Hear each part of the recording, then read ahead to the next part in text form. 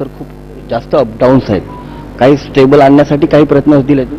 मला नाही वाटत. मी ते तर सगळे मार्केटचे प्लेयर्स आहेत, तर त्याच्यात का गोल्ड वर गेलं, का सिल्वर एक दिवशी वर जातं 30% खाली येतं, त्याच्यात खरं तर स्पेक्युलेटिव्ह आहे.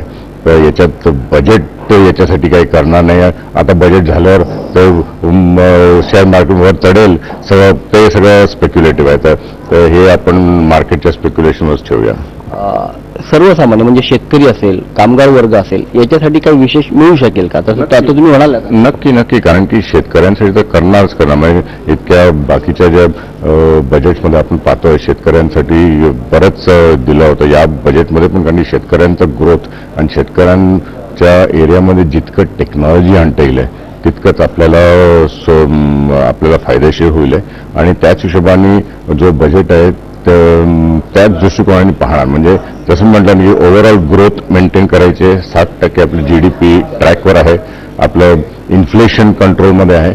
तर गव्हर्नमेंट नक्कीच थोडं जास्ती इन्व्हेस्टमेंट करेल इन्फ्रास्ट्रक्चरवर, ओव्हरऑल ग्रोथवर डेफिनेटली नजर ठेवेल.